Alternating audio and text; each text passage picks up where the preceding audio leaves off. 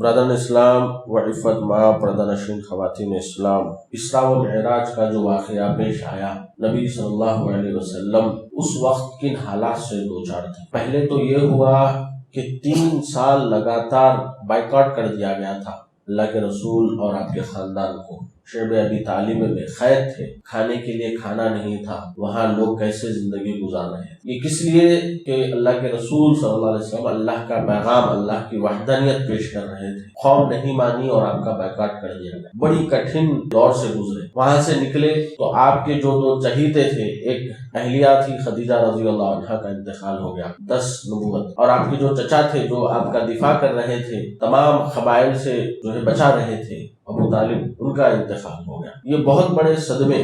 پھر 2 سہارے تھے وہ چلے گئے تو لوگ اور زیادہ ستانے لگ گئے، تو آپ طائف گئے کہ وہاں کے لوگوں کو دین اسلام پیش کریں گے تاکہ وہ بات مان لیں، لیکن وہاں سے بھی جو ہے بہت ہی زیادہ ستایا گیا، اتنا مارا گیا کہ آپ کے جوتے میں خون جم گیا تھا، آپ بے ہوش ہو گئے تھے۔ تو اللہ رب العالمین نے ایسے موقع پر آپ صلی اللہ علیہ وسلم کو اسراء اور معراج کرائی کہ دنیا والوں کے آپ کا مقام و مرتبہ نہیں سمجھ رہے ہیں، آپ آئیے تو صحیح، ہم آپ کو دکھاتے ہیں کہ آسمانوں میں آپ کا کیا مقام و مرتبہ ہے، وہاں کیسے آپ کا استقبال کیا جاتا ہے۔ لِنُرِيَهُ مِنْ آیَاتِنَا، تاکہ آپ کو ہم اپنی بعض بڑی نشانیاں دکھائیں۔ اللہ رب العالمین نے اس لیے سبحان الذی اسریٰ بعبدہ لیلا من المسجد الحرام الى المسجد الاقصی الذی بارکنا حولہ لنریہ من آیاتنا، سورہ اسراء کی پہلی آیت ہی میں اللہ رب العالمین نے اس تعلق سے ارشاد فرما دیا، اس کا مقصد بیان کر دیا کہ ایک ہی رات میں اللہ رب العالمین نے راتوں رات اپنے بندے کو مسجد حرام سے مسجد اقصی تک کا سفر کرایا، جس کے اطراف میں ہم نے برکت رکھی ہے تاکہ ہم اپنے بندے کو اپنی بعض نشانیاں دکھا سکیں۔ تو بڑی بڑی نشانیاں اللہ کے رسول صلی اللہ علیہ وسلم نے دیکھی، جنت دیکھی، جہنم دیکھی، 7 آسمان پار کر کے اوپر چلے گئے، اللہ کی بڑی بڑی نشانیاں دیکھی، وہ انبیاء علیہ السلام سے ملاقات کی، وہاں فرشتوں سے ملاقات کی، جبرائیل امین کو دوسری مرتبہ ان کی اصلی شکل میں دیکھا، 600 پر تھے، بہت طاقتور فرشتے۔ سدرۃ المنتہا تک پہنچے اللہ کے رسول صلی اللہ علیہ وسلم۔ یہ درخت اتنا بڑا تھا، 6 آسمان میں اس کی جڑیں ہیں اور 7ویں آسمان میں اس کا پھل اور پتے جو ہے نظر آ رہے ہیں، اور پتے اللہ کے رسول فرمایا ہاتھی کے کان برابر اس کے بڑے بڑے پتے تھے، اور مٹکوں کے برابر اس کے پھل تھے، اور سونے کی تتلیوں نے اس کو ڈھانک لیا تھا، تو جو اس کا منظر تھا وہ انسان اپنے الفاظ میں بیان نہیں کر سکتا، اتنا زیادہ خوبصورت وہ درخت تھا۔ تو وہ لاسٹ اسٹیج ہے فرشتوں کا، جس کو بھی جانا ہے وہ لاسٹ اسٹیج ہے سدرۃ المنتہا۔ جو برگزیدہ ہیں اللہ کی باتیں وہاں تک لاتے ہیں، وہاں سے دوسرے فرشتے لیتے ہیں، دنیا سے جو بھی پیغام پہنچتا ہے سدرۃ المنتہا تک، پھر وہاں سے اللہ کے فرشتے اللہ تک پہنچاتے ہیں۔ تو وہ ایک بارڈر ہے، وہاں تک اللہ کے رسول گئے، پھر اس کے آگے بھی گئے۔ اللہ رب العالمین نے اللہ کے رسول صلی اللہ علیہ وسلم کو تحفے بھی دیے، 5 نمازوں کا تحفہ دیا، اور سورہ بقرہ کی آخری 2 آیتوں کا تحفہ دیا۔ یہ وہ بہترین آیتیں ہیں کہ جو پڑھ جائے وہ اس کے لیے کافی ہو جائیں گی۔ وہاں پر ایک تحفہ یہ بھی دیا کہ توحید پر جو قائم رہے گا اللہ رب العالمین ایسے بندوں کے گناہ بھی معاف کر دے گا۔ توحید کتنی اہم ترین چیز ہے کہ توحید کا جو انکار کر رہے ہیں ان کو پتہ ہونا چاہیے کہ توحید کتنی اہم چیز ہے، وہ بیان کیا ہے۔ بہرحال اللہ کے رسول صلی اللہ علیہ وسلم جب راتوں رات یہاں سے وہاں گئے اور پورا جو سفر کیا، تو عام طور سے 5 اعتراضات کیے جاتے ہیں۔ ان اعتراضات کو اگر ہم دیکھیں تو ہمیں اسی واقعے میں جواب بھی مل جاتا ہے۔ آپ دیکھیں گے کہ ایک اعتراض یہ کیا جاتا ہے کہ جب اللہ کے رسول صلی اللہ علیہ وسلم گئے تو راستے میں دیکھا کہ موسیٰ علیہ السلام اپنی خبر میں ٹہر کر نماز پڑھ رہے ہیں، اور یہ صحیح واقعہ ہے کہ نبی ٹہر کر نماز پڑھ رہے تھے۔ اب لوگوں کا یہ عقیدہ ہے کہ ہر نبی اپنی خبر میں زندہ ہے اور وہ نماز پڑھ رہا ہے، لیکن ایک بات وہ بھول رہے ہیں، جس طرح کے انسان زندہ ہے، اگر وہ واقعی زندہ ہے تو پھر انہیں دفنایا ہی کیوں گیا ہے؟ تو وہ برزخی زندگی کی لائف ہے، وہ برزخی زندگی ہے۔ وہاں پر تو اللہ رب العالمین کہتا ہے وَلَا تَقُولُوا لِمَنْ يُقْتَلُ فِي سَبِيلِ اللَّهِ أَمْوَاتٌ بَلْ أَحْيَاءٌ، شہید کو بھی جو ہے مردہ مت کہو، وہ زندہ ہے اور رزق کھا رہے ہیں اپنے رب کا۔ تو برزخی زندگی میں اللہ رب العالمین نے زندگیاں عطا کی ہیں، انبیاء بھی زندہ ہیں، لیکن برزخی زندگی ہے، وہ اس طرح زندہ نہیں ہے جیسے کہ آج ہم سانس لے رہے ہیں، جس طرح ہمیں حاجتیں ہیں تمام کھانے پینے کی، کمانے کی وغیرہ وغیرہ، یا ہمیں مکلف بنایا گیا ہے، اس طرح کچھ نہیں ہے، وہ برزخی زندگی الگ ہی ہے۔ اور دیکھیں کہ اگر وہ زندہ ہیں اور نمازیں پڑھ رہے ہیں، یہی ایک کام وہ کر رہے ہیں، تو آپ دیکھیں گے کہ آگے چھٹے آسمان پر موسیٰ علیہ السلام سے ملاقات ہوئی، تو کیا وہ خبر میں ہے یا پھر چھٹے آسمان پہ کہاں پر ہے؟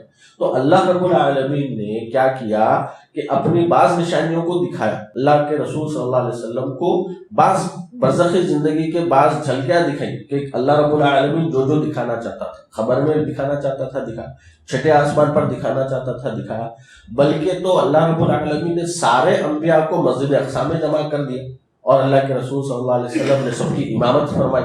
تو اللہ رب العالمین جیسا چاہتا ہے کر سکتا ہے، صرف خبر میں ہی زندہ ٹھہر کر نمازیں نہیں پڑھ رہے ہیں، مسجد اقصی میں بھی پہنچے ہیں، آسمانوں میں چھٹے آسمان پر موسیٰ علیہ السلام ہے، ساتویں آسمان پر ابراہیم علیہ السلام ہے، پہلے آسمان پر آدم علیہ السلام ہے، دوسرے آسمان پر دوسرے نبی ہیں، تیسرے آسمان پر یوسف علیہ السلام ہے، چوتھے آسمان پر ادریس ہے، پانچویں آسمان پر ہارون ہے، چھٹے آسمان پر موسیٰ، ساتویں آسمان پر ابراہیم علیہ السلام۔ تو یہ تمام انبیاء علیہ السلام ہے، جھلکیاں دکھا رہا ہے برزخی زندگی کی، ہو بہو اسی طرح زندہ ہے جس طرح کہ آج ہم زندہ ہیں۔ تو یہ غلط عقیدہ ہے۔ اگر وہ زندہ ہیں بھی تو وہ آگے بڑھ کر کہتے ہیں کہ جب وہ زندہ ہیں تو ہمیں ان سے مانگنا چاہیے۔ کیا انبیاء علیہ السلام برزخی زندگی میں زندہ ہے تو کیا ان سے مانگنا یہ شرک نہیں ہے؟ اگر وہ زندہ رہنے کا عقیدہ اگر ان کا مان بھی لیا جائے تو کیا ان سے حاجت روائی کی جائے یا ان سے دعائیں مانگی جائے؟ یہ سب شرک میں آ جاتا ہے۔ بہرحال تو یہ غلط عقیدہ ہے۔ اور دوسرا جو عقیدہ ہے، جو اعتراض ہے، وہ یہ ہے کہ بعض لوگ کہتے ہیں کہ اللہ کو نبی صلی اللہ علیہ وسلم نے اپنی آنکھوں سے دیکھا ہے، لیکن یاد رکھیں کہ یہی سوال جب اللہ کے رسول صلی اللہ علیہ وسلم سے کیا گیا، ابو سعید خدری رضی اللہ عنہ نے، کیا اللہ کو آپ نے اپنی آنکھوں سے دیکھا ہے؟ تو آپ نے جمایا نور انا اراہ، وہ تو نور ہے، میں اس کو کیسے دیکھ سکتا ہوں؟ دنیاوی آنکھوں سے کوئی دیکھ نہیں سکتا اللہ رب العالمین کو۔ حضرت موسیٰ علیہ السلام نے خواہش کی تھی، اے اللہ میں تجھے دیکھنا چاہتا ہوں، تو اللہ تعالیٰ کہتا ہے لن ترانی، تم مجھے نہیں دیکھ سکتے۔ انہوں نے ضد کی تو اللہ رب العالمین نے کیا کہا، میں اس پہاڑ پر اپنی ایک تجلی کروں گا، اگر یہ پہاڑ اپنی جگہ پر باقی رہے تب شاید کہ تم دیکھ سکو۔ ایک ذریع سی کیا تجلی ہوئی، سارا پہاڑ جو ہے ریزہ ریزہ ہو گیا اور موسیٰ علیہ السلام بھی بے ہوش ہو کر گر گئے۔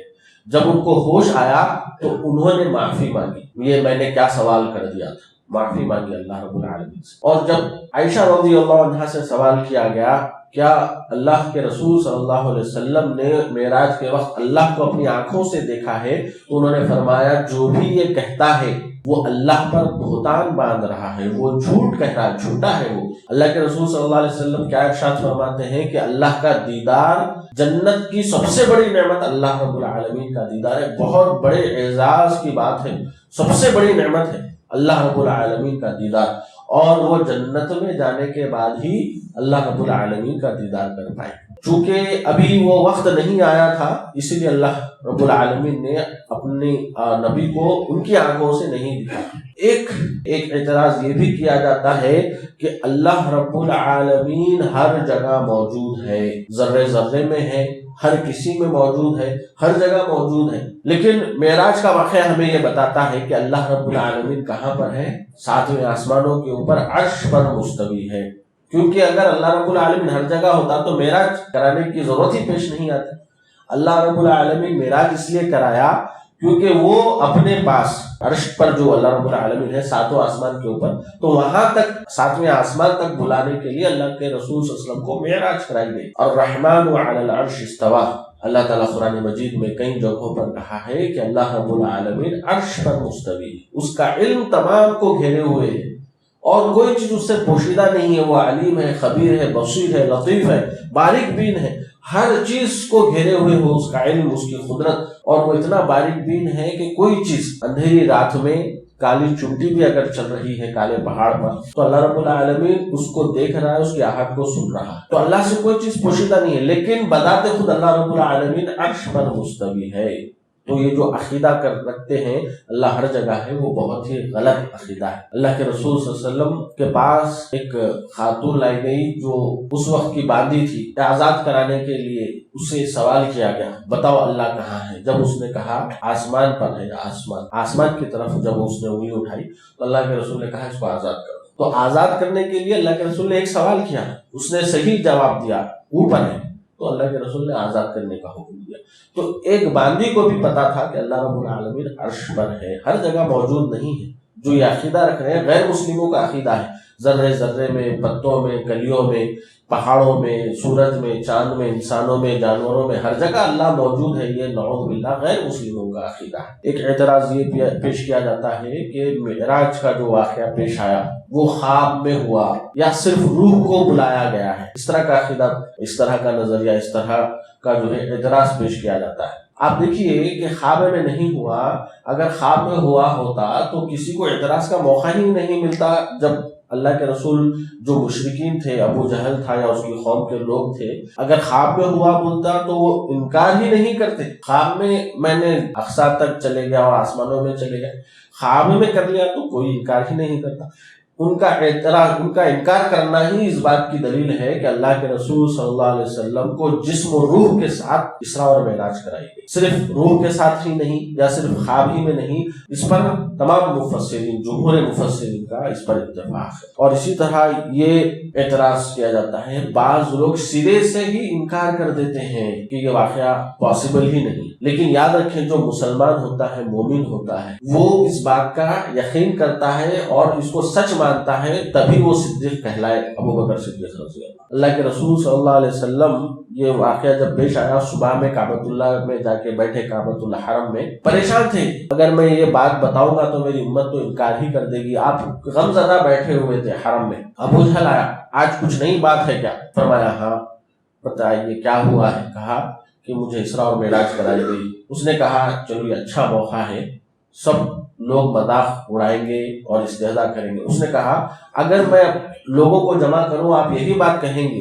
کہا ہاں۔ جمع کیا وہ، اور اللہ کے رسول نے فرمایا مجھے اسراء کرائی گئی، یعنی مسجد حرام سے مسجد اقصی، کئی مہینوں کا سفر تھا، پھر وہاں سے آسمانوں میں۔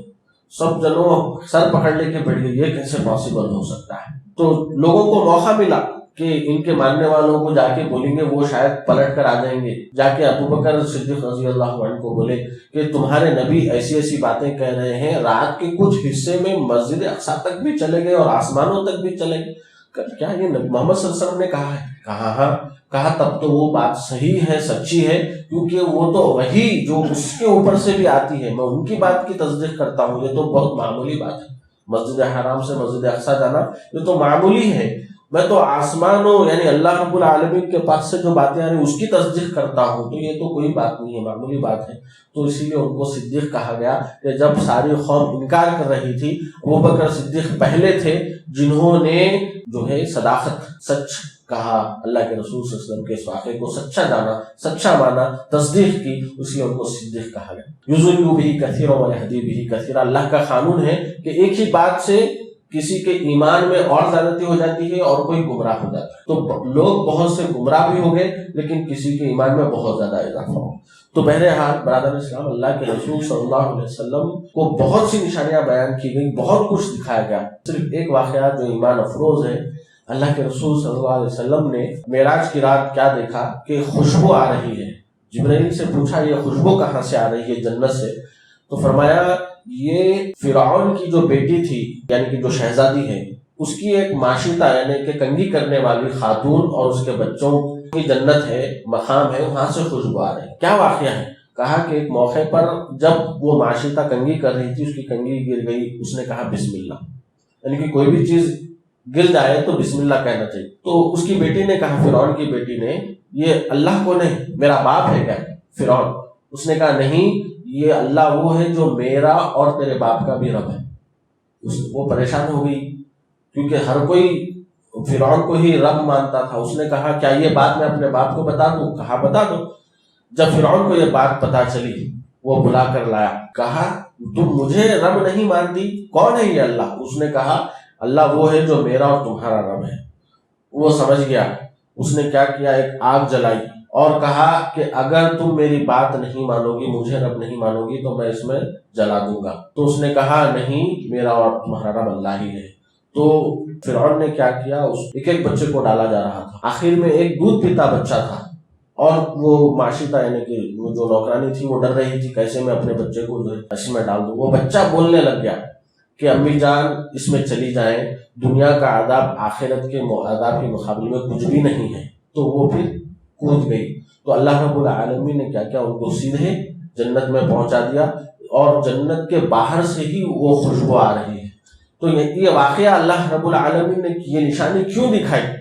کیوں بتایا گیا کہ دنیا میں اللہ رب العالمین کسی کو شہزادی بنا دیتا ہے، کسی کو نوکرانی بنا دیتا ہے، لیکن اللہ کے پاس کس کا مقام ہے؟ شہزادی اور جو فرعون ہے وہ تو غرق ہو گیا، جہنم رسید ہو گیا، لیکن جو نوکرانی تھی اس کو اللہ رب العالمین جنت دے رہے ہیں۔ تو یہاں کے مت دیکھیے کہ یہاں یہ بڑا ہے یہ چھوٹا ہے، اللہ کے پاس کیا ہے؟ توحید، اعمال صالحہ، اسی کی جو ہے اللہ کے پاس وہ حیثیت ہے، وقت ہے، اسی کی بنا پر وہاں پر فیصلے ہوں گے۔ اور بھی بہت سے واقعات تھے، یہ چند اعتراضات اور اس کے جوابات پیش کیے گئے۔ دعا کریں کہ اللہ رب العالمین ہمیں مرتے دم تک دین اسلام پر قائم رکھے، اعمال صالحہ کی توفیق عنایت فرمائے، خاتمہ ایمان کی حالت میں فرمائے۔ آمین۔ اقول قولی ھذا استغفر اللہ لی ولکم ولسائر المسلمین من الذنوب فاستغفروہ انہ هو الغفور الرحیم۔